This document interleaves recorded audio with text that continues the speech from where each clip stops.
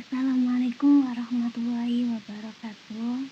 Kami dari kelompok 3 akan membahas hasil mini riset kami yang berjudul Tingkat Pengetahuan Mengenai Anemia pada Mahasiswa UIN Walisongo Semarang.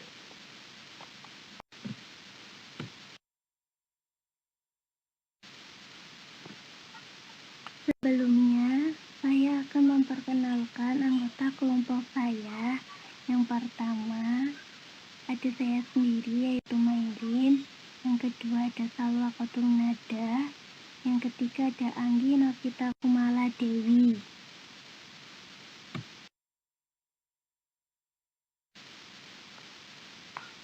Baik, saya akan menjelaskan tentang latar belakang dari mini riset, yaitu bahwa anemia adalah kondisi di mana tubuh mengalami kekurangan zat besi yang tidak dipenuhi dari makanan yang dikonsumsi, di mana akan menimbulkan rendahnya hemoglobin dalam tubuh.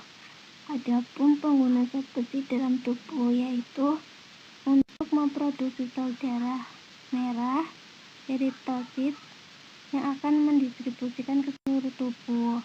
Anemia juga dapat diartikan sebagai penurunan kadar hemoglobin serta eritosit dan hemotrosit di bawah normal. Menurut Handayani dan Wibowo 2008 halaman 37, anemia diakibatkan karena kekurangan asupan zat besi pada makanan yang dikonsumsi. Anemia umumnya disebabkan karena adanya pendarahan kronik atau malnutrisi. Pada tahun 2006, anemia menjadi masalah kesehatan masyarakat di Indonesia. Prevalensi anemia di Indonesia sebesar 57,1% untuk remaja putri, 27,9% untuk wanita subur, dan 10,1% untuk ibu hamil. Faktor utama pemicu anemia di Indonesia masih rendahnya asupan zat besi. Menurut laporan Depkes RI 2005, anemia pada remaja putri 26,50%, wanita subur 26,9%, dan ibu hamil 40,1%, serta anak balita 47,0%.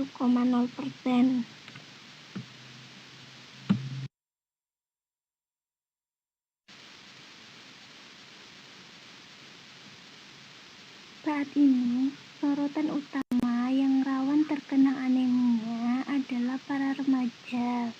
Remaja menjadi sorotan karena remaja merupakan proses tumbuh dan berkembang yang dimana sedang dalam masa transisi atau peralihan dari anak-anak menuju dewasa, sehingga masih senang bereksplorasi dan mencari tahu segala sesuatu.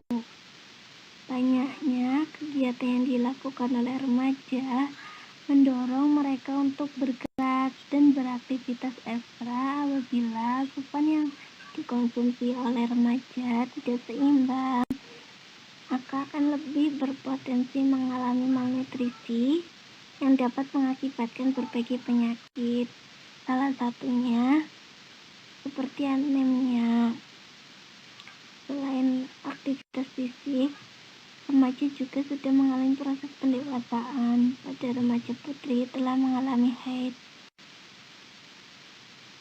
tentunya akan lebih rentan terkena anemia daripada remaja putra.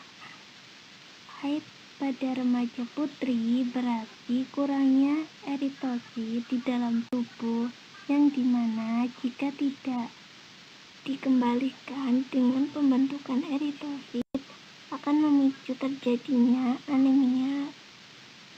Pengembalian eritosit ini dapat dilakukan dengan mengonsumsi makanan yang tinggi zat besi dan asam folat agar terpenuhnya asupan gizi baik mikro maupun makro.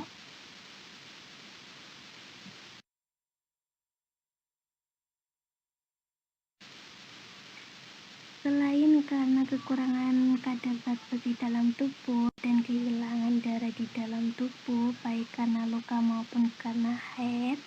Anemia juga terjadi karena adanya infeksi cacing tembaga, disentri, dan malaria. Namun, yang sering dijumpai adalah anemia karena kekurangan zat besi dalam tubuh.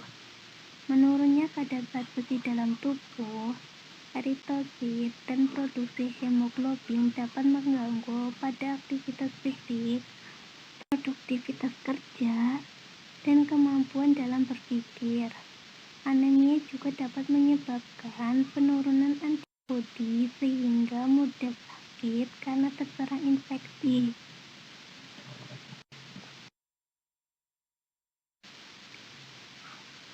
Dari latar belakang tersebut, kami tertarik untuk melakukan riset atau mini survei kepada beberapa mahasiswa UIN Wali Songo Semarang tentang tingkat pengetahuan mengenai anemia pada mahasiswa UIN Wali Songo Semarang. Permasalahan yang bisa diuraikan berdasarkan latar belakang tersebut, yakni tingkat pengetahuan mengenai anemia pada mahasiswa UIN Wali Songo Semarang. Tujuan riset atau mini survei ini adalah untuk mengetahui gambaran tingkat pengetahuan anemia pada mahasiswa Universitas Islam Negeri Wali Songo Semarang.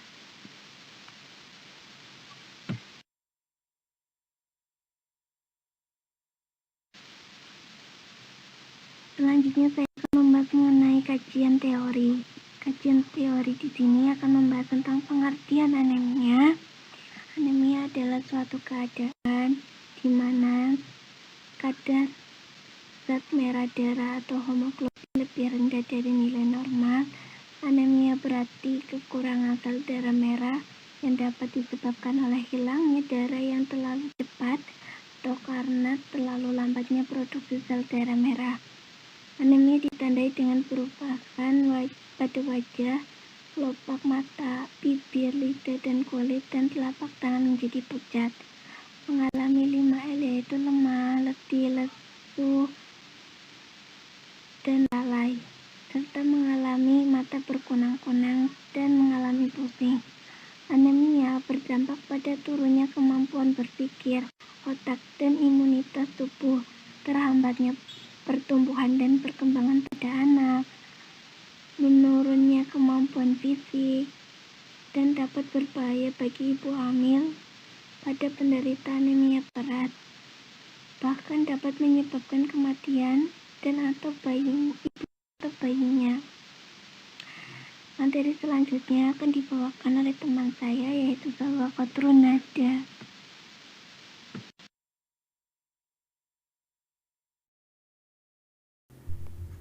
Baik, sebelum meneruskan materi, perkenalkan saya Salwa Kotrunada dengan nomor induk mahasiswa 20070260638 akan melanjutkan materi tentang pengertian anemia menurut para ahli. Adapun pengertian anemia dari beberapa para ahli yang diantaranya yaitu yang pertama menurut Tarwoto pada tahun 2007. Anemia ialah kondisi berkurangnya sel darah merah atau eritrosit dalam sirkulasi darah atau massa hemoglobin, sehingga tidak mampu memenuhi fungsinya sebagai pembawa oksigen ke seluruh jaringan. Selanjutnya, menurut Bakta pada tahun 2006, anemia didefinisikan sebagai penurunan jumlah massa eritrosit sehingga tidak dapat memenuhi fungsinya untuk membawa oksigen dalam jumlah yang cukup ke jaringan perifer oleh penurunan kadar hemoglobin. Selanjutnya, menurut Arisman pada tahun 2007, anemia merupakan keadaan menurunnya kadar hemoglobin, hematokrit, dan jumlah sel darah merah di bawah nilai normal. Anemia terjadi sebagai akibat dari defisiensi salah satu atau beberapa unsur makanan yang esensial yang dapat mempengaruhi timbulnya defisiensi tersebut. Selanjutnya, menurut Budianto pada tahun 2002, anemia merupakan kondisi kurangnya sel darah merah atau eritrosit seseorang. Anemia dapat terjadi karena kurangnya hemoglobin, yang berarti juga minimnya oksigen ke seluruh tubuh. Selanjutnya kita akan membahas mengenai jenis-jenis anemia. Yang pertama ada anemia zat gizi besi. Zat gizi besi atau Fe merupakan inti molekul hemoglobin yang merupakan unsur utama dalam sel darah merah. Maka, kekurangan pasokan zat gizi besi menyebabkan menurunnya produksi hemoglobin. Akibatnya, terjadi pengecilan ukuran atau disebut mikrositik, rendahnya kandungan hemoglobin yang disebut dengan hipokromik, serta berkurangnya jumlah sel darah merah. Anemia gizi besi adalah keadaan di mana kadar Hb dalam darah lebih rendah dari normal akibat kekurangan zat besi, menurut Mary Ebeck pada tahun 2000. Selanjutnya, ada anemia gizi vitamin E. Anemia defisiensi vitamin E dapat mengakibatkan integritas dinding sel darah merah menjadi lemah dan tidak normal, sehingga sangat sensitif terhadap hemolisis, yaitu pecahnya sel darah merah. Karena vitamin E adalah faktor esensial bagi integritas sel darah merah.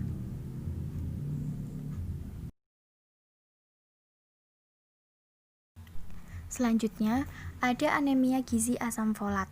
Anemia gizi asam folat disebut juga dengan anemia megaloblastik atau makrositik.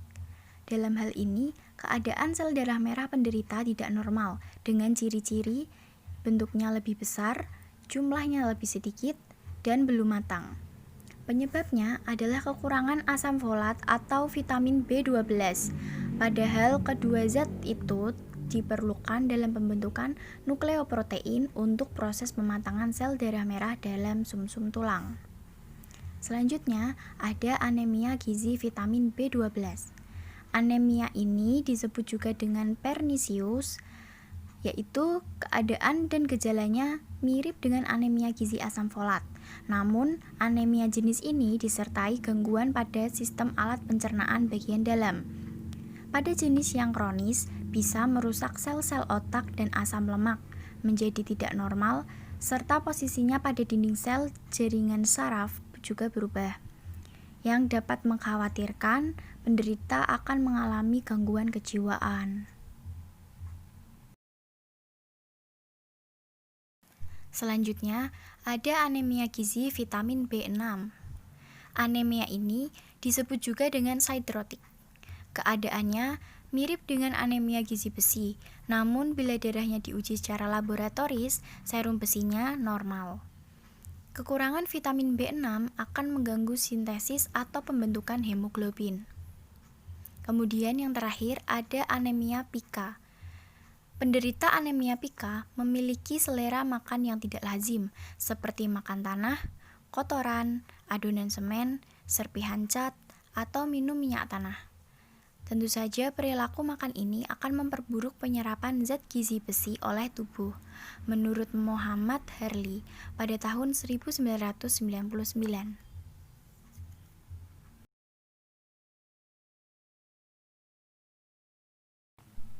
Selanjutnya, akan dibahas mengenai metodologi yang dipakai oleh kelompok kami. Metodologi yang dipakai adalah dengan riset kecil atau mini survei melalui Google Form yang bertujuan untuk melihat hubungan antara yang satu dengan yang lain, serta untuk pembanding pada penelitian ini. Selain itu, dapat mengetahui bagaimana hubungan antara pengetahuan anemia dengan angka kasus anemia yang terjadi pada mahasiswa di UIN Walisongo, Semarang. Populasi merupakan keseluruhan subjek atau objek yang memiliki sifat atau ciri yang bisa diteliti, menurut Mahfud pada tahun 2010. Populasi target bersifat umum dan biasanya pada penelitian klinis dibatasi oleh karakteristik demografis meliputi jenis kelamin dan usia, menurut Nur Salam pada tahun 2005. Populasi penelitian ini adalah mahasiswa UIN Walisongo Semarang dan sampel dari penelitian ini adalah mahasiswa semester 1 sampai 5 dengan total 42 responden. Instrumen penelitian ini yaitu alat yang digunakan untuk memperoleh data dari suatu riset dengan menggunakan kuesioner singkat atau mini survei. Peneliti mengumpulkan data dengan mengajukan pertanyaan seputar anemia secara terstruktur dan responden menjawab dengan pilihan yang disediakan maupun isian singkat. Demikian materi yang dapat saya paparkan. Untuk materi selanjutnya akan dijelaskan oleh Saudara Anggi Novita Kumaladewi. Untuk Saudara Anggi Novita Kumaladewi, saya persilakan. Data hasil penelitian.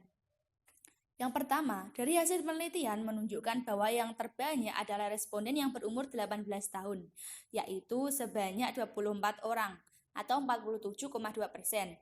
Umur 17 tahun sebanyak 5 orang, 11,9%, dan umur 19 tahun sebanyak 12 orang, 28,6%, umur 20 tahun sebanyak 1 orang, 2,4%. Jumlah responden yang mengisi kuesioner yang paling banyak adalah perempuan, yakni sebanyak 39 orang, 92,9%, dan laki-laki sebanyak 3 orang, 7,1%. Pada data kuesioner mahasiswa semester 1 sampai 5 UIN Wali Songo Semarang menunjukkan bahwa 81% mahasiswa sudah mengetahui tentang anemia dan 19 mahasiswa tidak mengetahui tentang anemia. Pembahasan. Berdasarkan mini survei yang telah dilakukan dengan metode pengisian kuesioner, dapat diketahui bahwa sebanyak 34 mahasiswa, 81% yang mengisi kuesioner sudah mengetahui tentang anemia, dan sebanyak 8 mahasiswa, 19% yang mengisi kuesioner belum memiliki pengetahuan tentang anemia.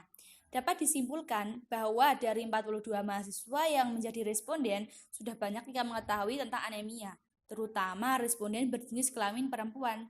Pengetahuan yang tercakup yaitu tahu, memahami, menganalisis, mengevaluasi, dan mengaplikasikannya di kehidupan sehari-hari. Mayoritas responden berada pada tahap menganalisis saja dan tidak mengaplikasikannya di kehidupan sehari-hari. Kesimpulan.